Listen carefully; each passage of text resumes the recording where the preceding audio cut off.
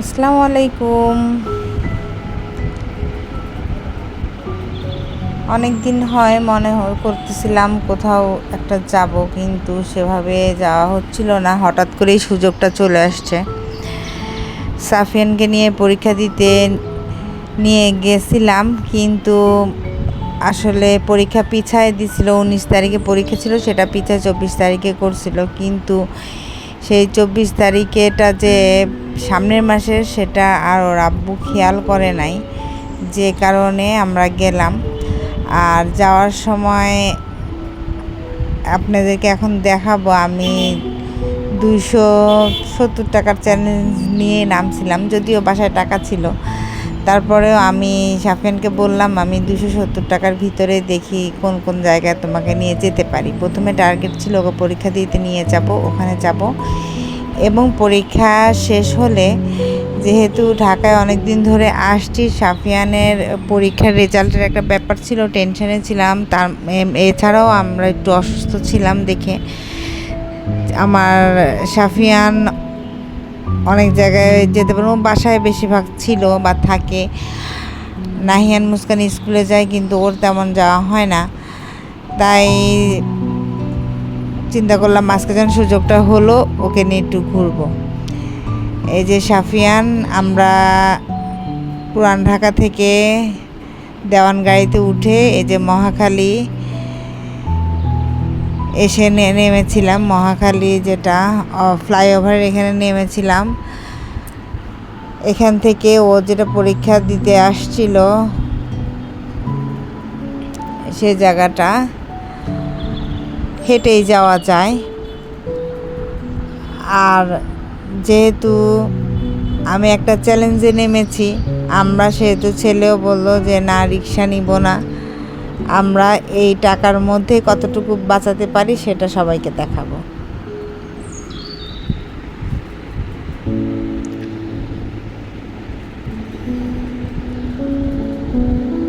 সাফিয়ান হাঁটছিল এবং আমি পিছনে ভিডিও করছিলাম। এই যে এইখানেই সাফিয়ানের পরীক্ষা দেওয়ার জন্য আসা হয়েছিল, যদিও ছেলেকে কলেজে ভর্তি করে দিয়েছি। ওর আব্বুর ইচ্ছা বেশ কিছু জায়গায় ছেলেকে পরীক্ষা দেওয়া হবে, কিছুটা অভিজ্ঞতার জন্য।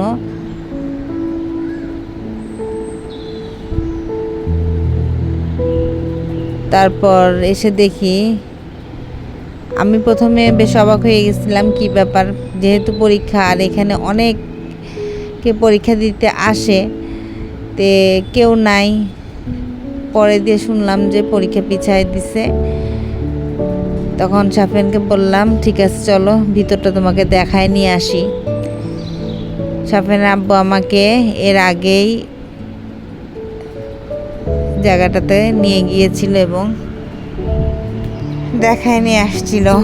এরপরে যখন পরীক্ষা হলো না, তখন সাফিয়ানকে বললাম, আচ্ছা ঠিক আছে চলো, তাহলে আমরা যে মিশনে নামছি সেটা কমপ্লিট করে ফেলি। আমাদের গন্তব্যের ফার্স্ট ছিল সাফিয়ান যেখানে পরীক্ষা দিতে আসছে, মহাখালী, এই জায়গাটায়। এখান থেকেই আমরা শুরু করছি। এবার আমরা দ্বিতীয় গন্তব্যের দিকে যাচ্ছি। দ্বিতীয় গন্তব্য ছিল এখান থেকে আমরা কারওয়ান বাজার নামবো। কারওয়ান বাজার নেমে সেখান থেকে আমরা দ্বিতীয় গন্তব্য, যেটা বসুন্ধরা সিটি, সেখানে যাব। এবং ছেলে কারওয়ান বাজার নেমে আমাদের রাস্তার ওই পারে যাওয়া লাগছে। এবং এখানে একটা কথা বলে রাখা ভালো, আমরা কিন্তু ফ্লাইওভার দিয়ে পার হই নাই। এখানে যে মেট্রো রেলের স্টেশন আছে, সেই মেট্রো রেলের স্টেশনের মধ্যে দিয়ে আমরা ওই পারে গিয়েছিলাম। পরবর্তীতে অবশ্য আবার যখন শাহবাগ আসছিলাম, আমাদের তৃতীয় যেটা গন্তব্য ছিল, ওইটা কমপ্লিট করার জন্য তখন মেট্রো রেলে আমরা উঠেছিলাম, সেটাও ভিডিওটা দেখতে থাকেন, সেটাও দেখাবো ইনশাল্লাহ।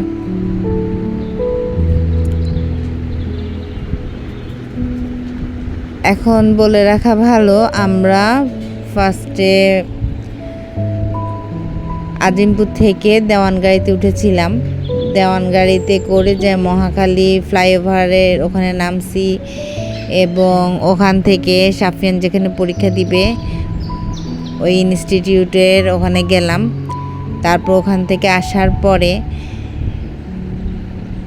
ওখানে কিছু ট্রাফিক পুলিশ ছিল, ওনারা আমাকে হেল্প করছে। আমি জিজ্ঞাসা করেছিলাম যে আমি যদি কারওয়ান বাজার যাই আমি কোন গাড়িতে যেতে পারবো। তারা বলেছিল দেওয়ান গাড়িতে যেতে পারবেন। কিন্তু পরবর্তীতে যখন আমরা রাস্তা পার হয়ে আবার রেল লাইনের এখানে আসলাম মহাখালীতে, পরে দেখলাম বিআরটিসির যে দোতলা বাসগুলো ওগুলা বলতেছিল ফার্ম গেট আর কারওয়ান বাজার। তখন আমরা ওই দেওয়ানগাড়িতে উঠি নাই, বিআরটিসিতে উঠেছিলাম।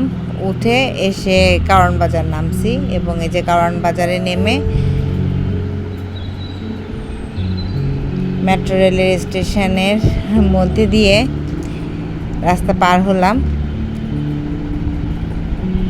রাস্তা পার হয়ে বসুন্ধরা শপিং মলের উদ্দেশ্যে যাচ্ছিলাম।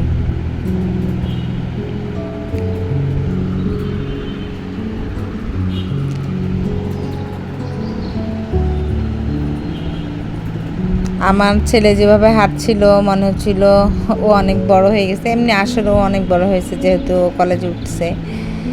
ও আর ছোট নেই, সে আর স্কুলে পড়ে না, সে এখন কলেজে যায়, কলেজে পড়ে। আপনাদের দোয়ায়। তারপর এই যে হালকা কিছু নাস্তা সাফিয়ানকে খাওয়াচ্ছিলাম। এসে দেখলাম যে বসুন্ধরা সিটি শপিং মল যেটা, এটা 10:30টার সময় খুলবে। আমরা পৌঁছেছিলাম যখন তখন 9:30 বাজে। টাইমটা একটু আগায় গেছে এই কারণেই, আমরা যেহেতু ওখানে সাফিয়ানের পরীক্ষা হয় নাই সেহেতু চলে আসা হয়েছিল দেখে টাইমটা একটু আগে আসছে। এটা হলো চিকেন ফুলঝুরি পিঠা বলছিল তারা, এবং অনেক টেস্ট ছিল। এটা 20 টাকা করে। বসুন্ধরা সিটির পাশেই স্ট্রিট ফুড যেটা বলে সেটা, কিন্তু খাওয়ার মানটা ভালো ছিল। একটা সিঙ্গারা, একটা পেঁয়াজু আর চিকেন ফুলঝুরি পিঠা হালকা নাস্তা সাফিয়ানকে করালাম। আর এই যে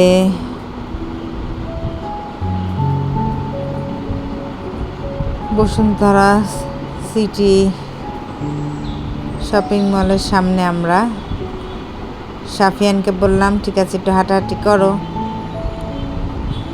ও হাঁটাহাঁটি করছিল এবং আমি ওকে ভিডিও করছিলাম, প্লাস ওর কিছু ছবি তুলছিলাম। ও বলতেছে আম্মু কিছু ছবি তুলবো। আমি বললাম তুমি দাঁড়াও তাহলে তোমার ছবি তুলি, ছবি তুলে দিচ্ছিলাম।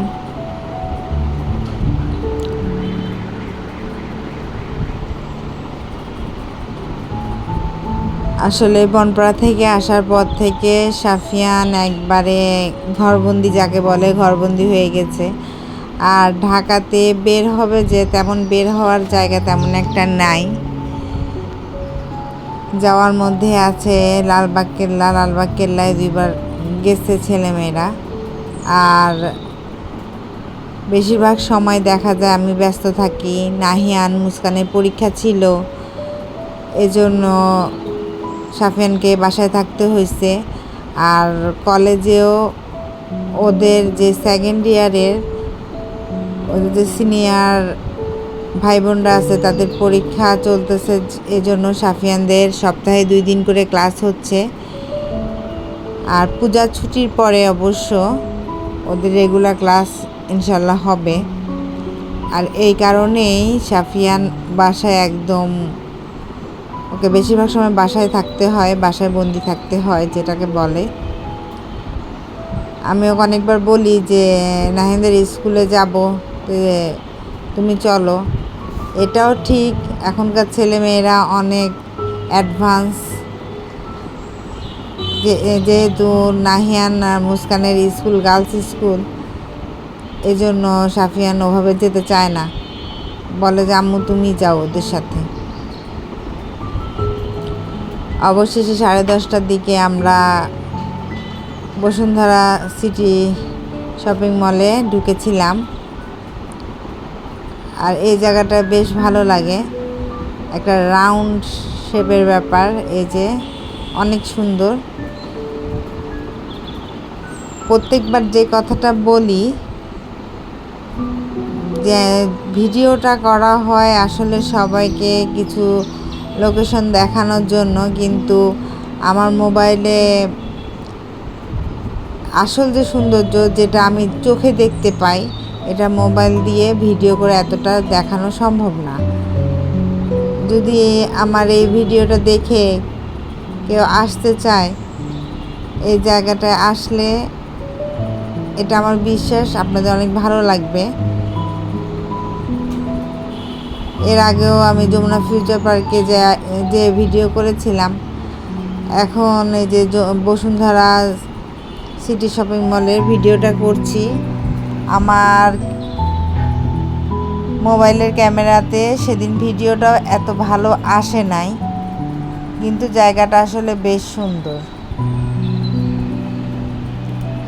আর কিছুদিন আগে ফেসবুকে আমার মেজো ফুপুর ছেলে ভাইয়া একটা, ওনারও ফেসবুকে একটা পেজ আছে, উনি এই জায়গাটার একটা ভিডিও দিয়েছিল এবং আমার খুব ভালো লাগছিল, এবং এখানে এসে ওই কথাটাই মনে হচ্ছিল, এজন্য আমিও ঘুরছিলাম। ঘুরে ভিডিওটা করলাম, দেখলাম যে আসলেও জায়গাটা, পরে যখন ভিডিওটা দেখে আসলেও জায়গাটা কেমন যেন একটা ঘোরার ব্যাপার স্যাপার আছে। আস্তে আস্তে ভিডিওটা করলে চারদিকটা অনেক সুন্দর দেখা যায়। তারপরে যে কাজ, সাফিয়ান এসকেলেটরে উঠলো, উপরতলায় যাচ্ছে, ও মার্কেটটা ঘুরে দেখলো।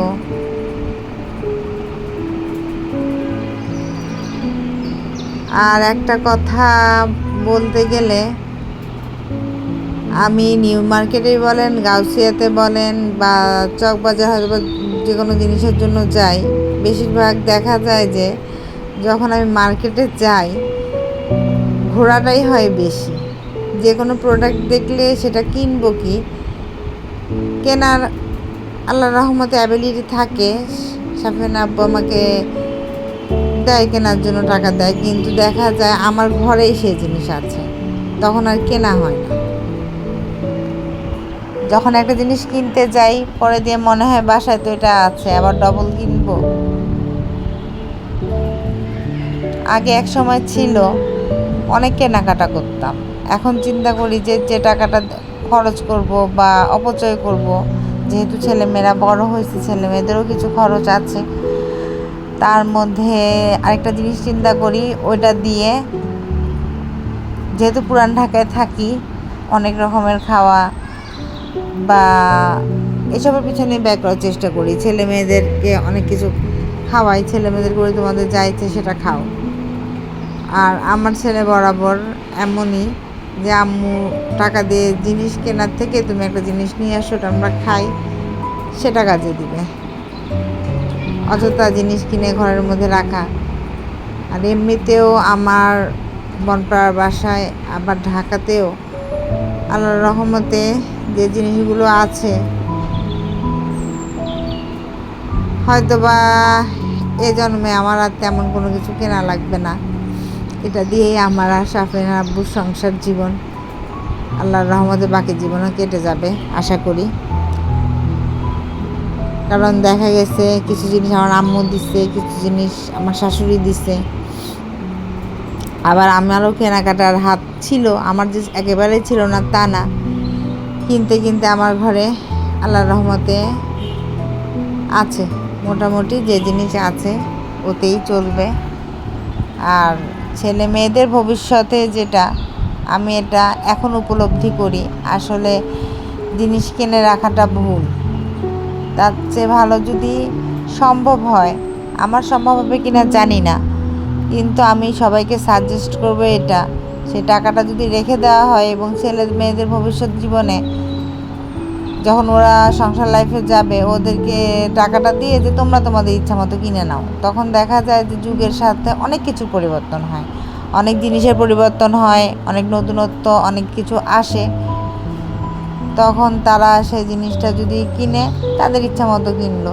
কারণ হয়ে যায় কি, আমরা যদি কোনো কিছু কিনি, ওটা পরবর্তীতে হয়ে যায় ওল্ড মডেল। এটা ঠিক, যুগের সাথে তো রুচির সাথে রুচির পরিবর্তন হয়, জিনিসপত্রের ডিজাইনের পরিবর্তন হয়। সব সময় তো আজকে আমরা যে পোশাকটা পরছি কালকে সেই ফ্যাশন থাকে না, দেখা যায় যে সেই ফ্যাশনেরও পরিবর্তন হয় মানুষের। এই কারণেই বলি যে যখন যেমন তখন তেমনই আসলে হওয়া দরকার। এই কারণে চিন্তা করছি যে আমি ঢাকায় আসার পর যেটা উপলব্ধি করছি, অনেক খরচের ব্যাপারও আছে, খরচও বাড়ছে।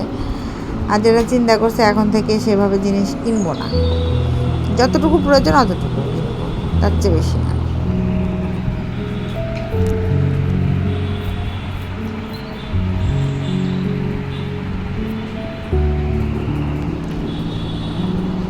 এই যে মার্কেটের মধ্যে সাফিয়ান হাঁটছিল, এখানে অনেকগুলো ব্যাগের সাথে বাচ্চারা যে হ্যাঙ্গিং করে ঝুলায়, সেই কিচেন যেটাকে বলে, আমার মেয়েরা ভালো বলতে পারে, সেই কিচেনগুলো ছিল অনেক সুন্দর সুন্দর কিউট কিউট। আর এটা হলো যে আড়ং। একটা জিনিস কি, ছোটোবেলা থেকেই আমার আড়ংয়ের প্রতি একটা দুর্বলতা, মনের থেকে একটা দুর্বলতা আছে। যেখানেই যাই, যমুনা ফিউচার পার্কে গেলে সেখানে আমি আড়ং খুঁজি আগে, এরপরে মিরপুরে গেলে সেখানেও আড়ং খুঁজি, এখানেও দেখলাম আড়ং আছে, সেজন্য আড়ংয়ে ঢুকলাম। সেই ভিডিওটা আর করি নাই, আড়ংয়ের ভিতরে ভিডিও অ্যালাউ না। তারপরেও আমি এমনিও কোনো শপিং মলের ভিতরে যায়, কোনো দোকানের ভিতরে ভিডিও করাটা সেরকম পছন্দ করি না। আর যদি করেও থাকি হয়তো তাদের অনুমতি সাপেক্ষে করি, কিন্তু সেভাবে আমি করি না। এ কারণে আড়ংয়ের ভিতর থেকে আবার একটা সিঁড়ি আছে ওদের, ওখান থেকে মুস্তফা মার্ট নামে একটা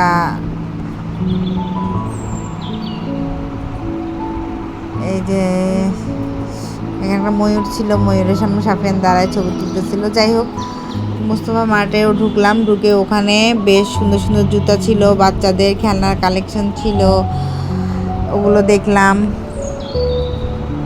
এই তো দেখতে দেখতে দেখা যাবে বছর শেষ হয়ে যাবে, ঈদ সামনে।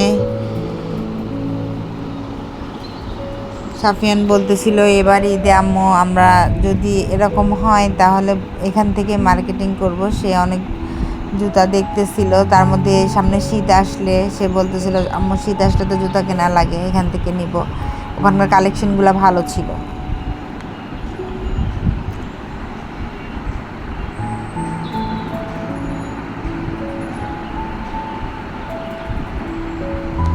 আমরা মার্কেটের মধ্যে প্রায়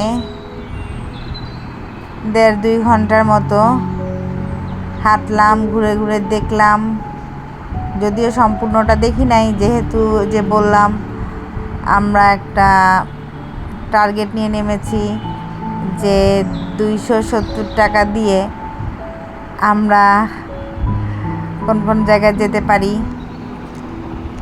এই কারণে ওইটা দেখাবো আপনাদেরকে। এই কারণে মার্কেটে সেভাবে সেই উদ্দেশ্যে আসা হয় নাই। তারপরে যখন মার্কেট থেকে বের হচ্ছিলাম,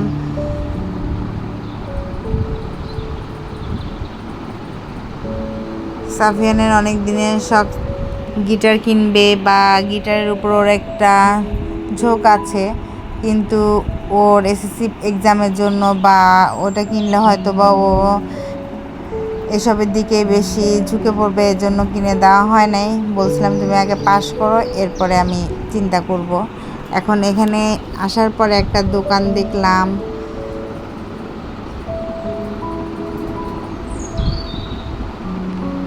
এবং এই দোকানটা ছিল আমরা যখন বের হচ্ছিলাম তার গেট বরাবর।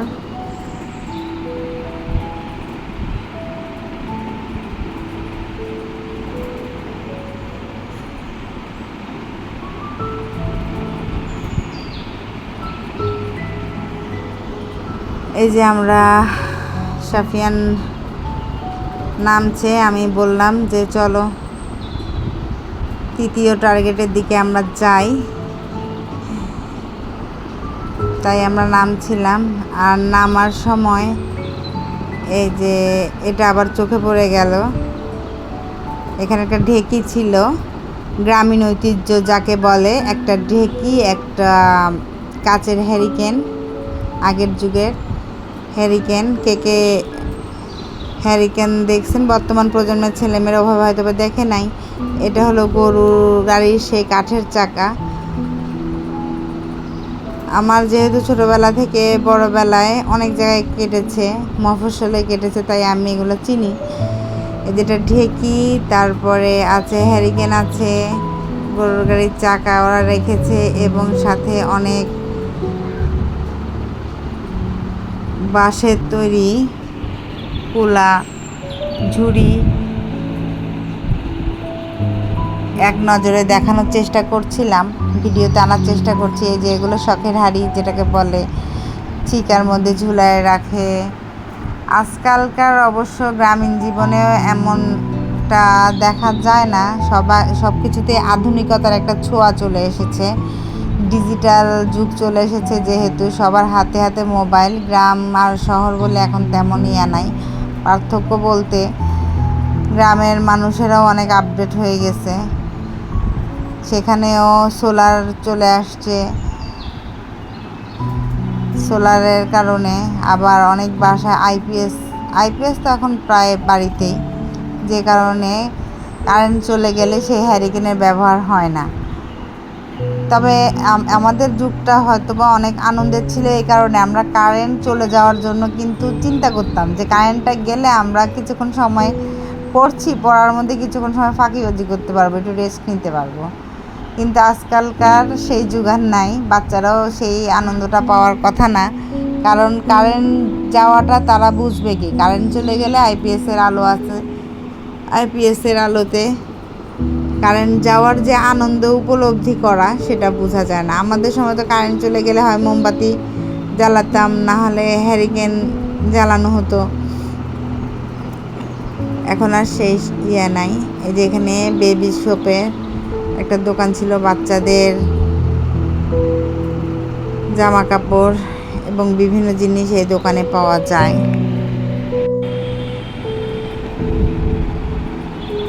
যদিও বলেছি যে মার্কেট থেকে বের হয়ে গেছি, কিন্তু এই যে দেখেন ভিডিও যে করছি, শপিং মল শেষ হচ্ছে না, এতে করে ভিডিওটা অনেক বড় হয়ে যাচ্ছে। আমরা ওই পাশের সিঁড়ি দিয়ে স্কেলারটা দিয়ে উঠেছিলাম, এবং এদিক দিয়ে যখন নামছি আবার সেই বিখ্যাত রাউন্ড প্লেস যেটা, ওখানে চলে আসছিলাম, এবং আস্তে আস্তে যে ভিডিওটা নেওয়ার চেষ্টা করছি। আসলে এই জিনিসটা খুব মজার একটা জিনিস, এই যে মোবাইলটা যদি আস্তে আস্তে ঘোরানো যায়, মনে হয় যে জায়গাটা ঘুরছে।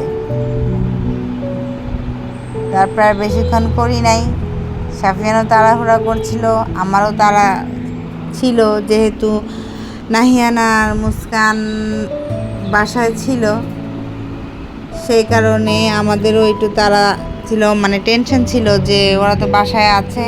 মুস্কানকে আমি ঘুমের মধ্যে রেখে বের হয়েছিলাম, অনেক সকালে বের হয়েছি সেদিন।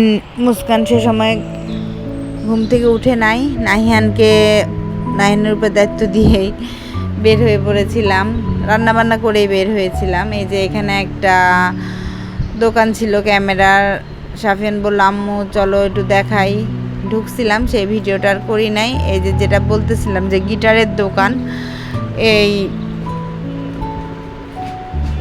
বসুন্ধরায় ঢোকার বরাবরই এই যে দোকানটা আমার কাছে বেশ ভালো লাগছিল, এবং এখানে যে আমাদেরকে গিটার দেখাচ্ছিল সে অনেক অমায়িক ছিল। এই যে এই গিটারটা সে সাজেস্ট করতেছিল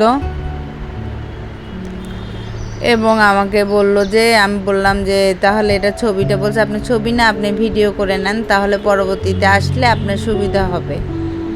উনি কালো এই গিটারটারে সাজেস্ট করতেছিল, বলতেছে প্রাথমিক অবস্থায় যদি ছেলে শিখে তাহলে এটা নিলে ও বাজাতেও মানে মিউজিক শব্দটাও সাউন্ডটাও সুন্দর হবে, ওর বাজাতে খুব ভালো লাগবে। প্রাইসটাও রিজনেবল ছিল, যদিও প্রাইস আমি বলবো না কারণ এটা বলা ঠিক না।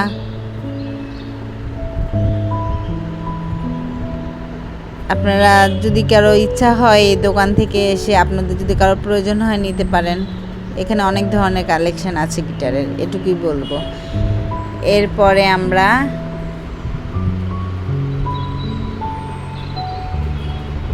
মেট্রো রেলে করে চলে এসেছিলাম এই যে তৃতীয় গন্তব্য। এতক্ষণে হয়তোবা সবাই বুঝে গেছেন, ন্যাশনাল মিউজিয়াম, যেটা আমাদের জাতীয় জাদুঘর, সেই শাহবাগের জাতীয় জাদুঘরে। এটাকে আমাদের তৃতীয় গন্তব্য হিসেবে রেখেছিলাম। ভিডিওটা অনেক বড় হবে দেখে আমি আর মেট্রো রেলের সেই ভিডিওটা দেই নাই। যে এখানে 100 টাকা দিলাম। সাফিয়ান 12 বছরের উপরে, সেজন্য ওর এবং আমার একই টিকিটের টাকাটা নিয়েছিল। এখানে 40 টাকা করে, 2টা টিকিট নিলাম 80 টাকা দিয়ে, 20 টাকা ফেরত পেলাম।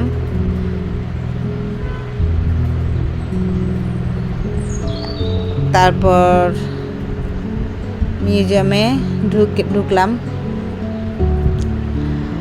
মিউজিয়ামে ঢুকতে আমাদের সাথে যেহেতু ব্যাগ ছিল, এখানে লাগেজ কাউন্টার আছে, গেটে বলে দিয়েছিল আপনাদের ব্যাগগুলো লাগেজ কাউন্টারে জমা দিয়ে ভিতরে ঢুকতে হবে,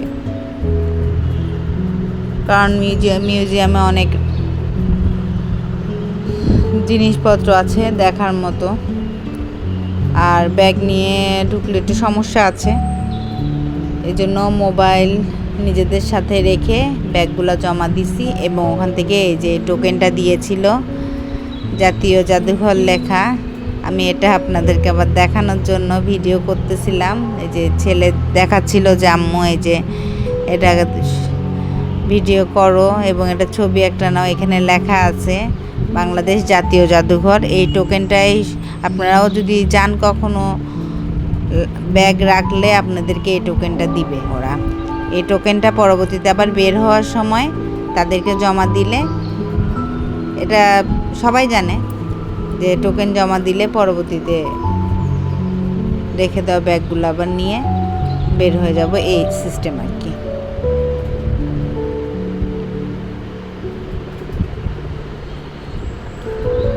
সাফিয়ান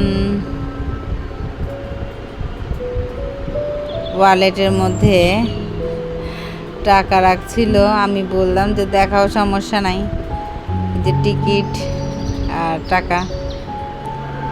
এখন আপনাদেরকে আমি বলে দিব তার আগে একটা কথা, এখানে যখন আমরা গিয়েছি হয়তোবা আল্লাহর কোনো ইশারা ছিল আমাদের জন্য, আমরা জানতাম না এখানে আসলে বাংলাদেশ আর চীনের কূটনৈতিক সম্পর্ক যেটা বলে উন্নয়নের 50 বছর উপলক্ষে একটা প্রদর্শনী চলতেছিল। এই যে সাফিয়ান বসে ছবি তুলল, এই প্রদর্শনীটাও আমরা ঘুরে দেখতে পেলাম। আমরা যখন গেছি, যে কথাটা বলতেছিলাম, সেখানে চীন আর বাংলাদেশের কূটনৈতিক সম্পর্কের 50 বছর উপলক্ষে প্রদর্শনী হচ্ছিল। আমরা সেখানে এসে প্রদর্শনীতে দেখার সৌভাগ্য হয়েছিল। আমরা যখন গেছি তখন ছিল আর 2 দিন প্রদর্শনী, বলেছিল যে আর 2 দিনে প্রদর্শনীটা হবে। মেবি আজকে আমি এডিট করতে বসছি, আমি একদিন আগে গিয়েছিলাম যে এবং বিভিন্ন কাজের জন্য আমার এডিট করতে, ভিডিওটা তৈরি করতে দেরি হয়ে গেছে। তাই সে সময় গিয়ে দেখলাম প্রদর্শনীটা হচ্ছে। আর আমার ছেলে বরাবরই যদিও সায়েন্সে পড়ে, ও সায়েন্স নিয়ে পড়ছে, ওর সায়েন্সে পড়ার ইচ্ছা, কিন্তু ওর বিশ্ব সভ্যতা, বিভিন্ন ইতিহাস সম্পর্কে জানতে ওর বরাবরই এই ব্যাপারটায় ঝোঁক বেশি। যে ও আমাকে অনেক কিছুই দেখাচ্ছিল এবং আমি মুগ্ধ দৃষ্টিতে ওর দিকে তাকাইছিলাম যে আমার ছেলে মাশাআল্লাহ দিলে এত কিছু জানে। ও আমাকে দেখাচ্ছিল যে আম্মু চীনের এটা এই সভ্যতা, এবং যে সভ্যতা, এই সভ্যতাগুলো সম্পর্কে ও আমাকে ভালো মতো বুঝিয়ে দিচ্ছিল। যেহেতু এখন ফেসবুকে ইন্টারনেটের যুগ, ওরা আমাদের থেকে বেশি আপডেট, আমাদের সন্তানেরা, এটা বলতে হবে। এটা স্বীকার করতে কোনো দ্বিধা নাই, কারণ ওরা অনেক কিছু জানে। আর যেহেতু ওর আগ্রহ বেশি, তাই ও সব সময় এগুলো নিয়ে নাড়াচাড়া করে। ইন্টারনেটে সে এসব বিষয় নিয়ে তথ্যগুলো দেখে। এই যে এখানেও আমাকে দেখাচ্ছিল, অনেক কিছুই আমার মনে নাই, ও আমাকে দেখাচ্ছিল যে চীনের এগুলো, এই জিনিসগুলো দিয়ে প্রাচীন সভ্যতায় সে সময় কী কী করা হতো, অনেক কিছু ছিল দেখার মতো, অনেক শিক্ষণীয় জিনিস ছিল। যাই হোক, আমার সাফিয়ানের ভাগ্য ভালো এবং আমারও ভাগ্য ভালো, এই সময়টাই আমরা ওখানে গিয়ে উপস্থিত হয়েছি আমাদের টার্গেট পূরণের জন্য। 270 টাকা টার্গেট, এর মধ্যে আমাদের এটা দেখা হয়ে গেল এবং বেশ ভালো লাগতেছিল। পরিবেশটা অনেক ভালো ছিল এবং এই যে সেটা আমি বারবার এক নজরে ভিডিও করার চেষ্টা করতেছিলাম। এখন আপনাদেরকে শর্ট টাইমে যেটা বলে দেই, পরবর্তীতে আর বলতে পারবো কি না। আমি যখন বাসে উঠলাম পুরান ঢাকা থেকে, সেখান থেকে আমি যে কথাটা বললাম 270, এই যে মিউজিয়ামের ভিতরে যখন ঢুকেছি, যে আমি এখানে চা বাগানের আছে, যাই হোক, যেটা বলতেছিলাম, 270 টাকা নিয়ে আমরা বের হয়েছিলাম, আমি আর সাফিয়ান। যেহেতু সাফিয়ান স্টুডেন্ট, ওর ভাড়া অর্ধেক লেগেছিল। আমার মহাখালীতে যেতে আমার লেগেছিল 30 টাকা, সাফিয়ানের লেগেছিল 15 টাকাই নেয়, কিন্তু যেহেতু 5 টাকা এখন হয় না, তাই ওর 20 টাকা, এভাবে আমাদের 50 টাকা ওখানে লেগেছিল। ওখান থেকে আবার যখন আসলাম কারওয়ান বাজারে আসতে আমাদেরকে বিআরটিসি বাসে 10 টাকা 20 টাকা নিয়েছিল দুইজনের, তে 50 টাকা, আর এখানে 70 টাকা লেগেছিল। তা হালকা নাস্তা করলাম, নাস্তা খাওয়ার জন্য ওখানে 40 টাকা খরচ হয়েছে। 70, 80, 90, 100, 110 টাকা। তারপরে ওখানে বসুন্ধরা সিটি মার্কেট, যেটা শপিং মল, সেটা সাফিয়ানকে দেখালাম। দেখানোর পরে আমরা মেট্রো রেলে উঠছিলাম। মেট্রো রেলের ভাড়া ছিল, যেটা বলতেছিলাম, মেট্রো রেলের ভাড়া ছিল দুজনের 20 টাকা, 40 টাকা, 110, 20, 30, 40, 50, 150 টাকা হালকা নাস্তা সহকারে। এসে শাহবাগ নামছি। শাহবাগ আসতে আমাদেরকে মোটামুটি 150 টাকা খরচ হয়েছিল। শাহবাগে এসে জাদুঘরের টিকিট করলাম দুজনে 40, 80 টাকা, 150 টাকা আর 80 টাকা, 230 টাকা। এই 230 টাকা খরচ হয়েছিল আমাদের 270 টাকার মধ্যে। তার মধ্যে আমরা যখন আবার মিউজিয়াম থেকে বের হয়েছিলাম, আমাদের খুব গরম লাগতেছিল, এই জন্য কুশলের রস খেলাম ওখানে 10 টাকার, 30, 40 টাকা, 50, 60, 70, 30 টাকা নিয়ে বাসায় চলে আসছি। যদিও শাহবাগ থেকে পুরান ঢাকায় আসতে, আমরা লালবাগ পর্যন্ত আসতে, আমি সাফিয়ানকে বললাম যে তুমি কি রিক্সা নিবে? সাফিয়ান বলতেছে না আম্মু, রিক্সা নিব না, আমি ঢাকা ভার্সিটির ভিতর দিয়ে যাব। এবং এখানে আমাদের একটা সুবিধা হয়েছে, অনেক কিছু অবশ্য ভিডিও আমি স্কিপ করতেছি, কারণ আমি যদি সম্পূর্ণটা দিই অনেক বড় হয়ে যায়। ওখানে আমাদের জাতীয় কবি কাজী নজরুল ইসলামের যে সমাধি, সেটাও সাফিয়ান দেখছে এবং অনেক কিছুই দেখার ছিল। একটা কথা বলতে কি, ইচ্ছা থাকলে আসলে উপায় হয়। ঘোরার জন্য তেমন টাকা পয়সা খরচ করার দরকার, হ্যাঁ টাকা পয়সা লাগে, কিন্তু আজকে যেটা দেখানোর চেষ্টা করলাম যে সীমিত টাকা নিয়েও যে কিছু জায়গা ঘুরে দেখানো যায়। এই যে সাফিয়ানকে আমি ও যমুনা ফিউচার পার্ক দেখছে, বসুন্ধরা সিটি শপিং মলটা দেখছিল না, ওটা দেখালাম। আর আরেকটা জিনিস কি, এখানে যে ট্রাফিক পুলিশের কথা বললাম, ওনাদের ব্যবহারটা খুব ভালো ছিল। এই যে এখানে যে আঙ্কেলটা আমাদের ব্যাগ রেখেছিল, এই আঙ্কেলের ব্যবহারটাও অমায়িক ছিল। উনি জিজ্ঞাসা করতেছিল আমার বাসা কোথায়। আমি বললাম যে আমাদের বাসা রাজশাহী থেকে আমরা এখানে ছেলেকে ঢাকা কলেজে দিয়েছি, এই জন্য আসছি এবং ছেলেকে ঢাকার সব কিছু ঘুরায় দেখানোর চেষ্টা করতেছি। আর সবচেয়ে বড় কথা হলো, আমি এটুকু বলবো, যখন হয়তো বা সাফিয়ান আব্বুর সাথে কোথাও যাওয়া হয় উবারে বা সিএনজিতে বাচ্চারা যায়, কিন্তু আমি আমার ছেলে মেয়েদের, অন্তপক্ষে ছেলেকে আমি এটুকু শিখাবো যে কিভাবে লোকাল ট্রেনে, লোকাল বাসে বা হেঁটে চলাফেরা করা যায়। কারণ এতটুকু কষ্ট যদি বাচ্চারা না শিখে, বা এই শিক্ষাটা সব বাচ্চাদের রাখা উচিত। কখন কি পরিস্থিতি আসে এটা বলা যায় না জীবনে। তারপরেও সবাই আমার ছেলের জন্য দোয়া করবেন, আমাদের জন্য দোয়া করবেন, আমরাও আপনাদের জন্য দোয়া করি।